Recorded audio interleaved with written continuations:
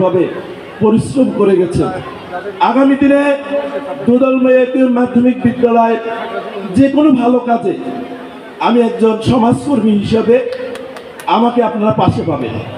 যারা আয়োজন করছেন তাদের এই আয়োজনে অন্যদের চোখে হাজারো ত্রুটি ধরা পড়তে পারে, হাজারো ত্রুটি থাকতে পারে। আমি বলবো প্রথম আয়োজন অত্যন্ত অনুজরা শুরু করছে, এই ত্রুটি না ধরে আপনারা আগামী দিনের পথ রচনা করার চেষ্টা করেন। অত্র বিদ্যালয়ের একাডেমিক ইনফ্রাস্ট্রাকচার ডেভেলপমেন্টে যাদের যোগ্যতা আছে, যার যেখানে যোগ্যতা আছে, এই প্রতিষ্ঠানের প্রতি আপনাদের দায় আছে।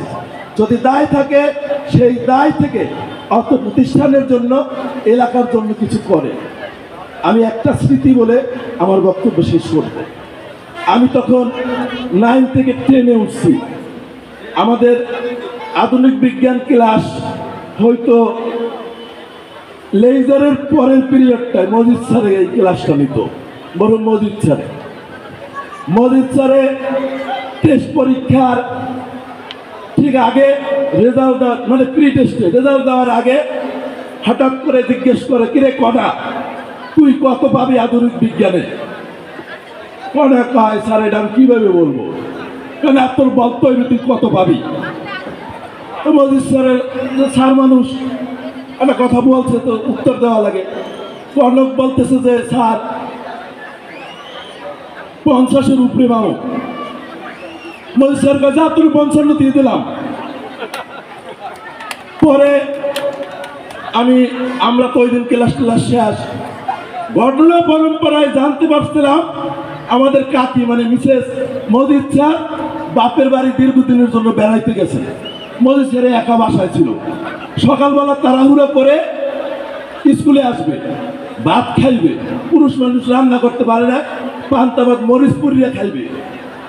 এই মরিচ পড়তে যাই একটা কাগজ ওই জায়গায় বাইর করিয়া ওই যে আগুন দ্বারাই মরিচ পুরিয়া ওই মরিচ দিয়ে ভাত খাই স্যার তাড়াহুড়ো করে আইসে। পরে খুঁজে দেয় কর্নার পেপার নাই। আল্লাহ সুবহানাল্লাহ তাআলা আমার স্যারে লেখা মানে ব্যস্ত নসিব করুক। স্যার অত্যন্ত ভালো শিক্ষক ছিলেন। আমাদের সময় সকল শিক্ষকরাই ভালো শিক্ষক ছিলেন। এটা আমি জাস্ট আপনাদের আনন্দ দেওয়ার জন্য বললাম। স্যার কিন্তু যত্ন সহকারে পড়াশোনা করাইতেন এবং তিনি পড়াশোনা ভালো জানতেন। আমি আপনাদের সর্বাঙ্গীন মঙ্গল কামনা করতেছি। এলাকার এবং স্কুলের সকল কাজে আপনারা আমাকে আমার যতদিন হায়াত আছে পাবেন। আল্লাহ হাফেজ।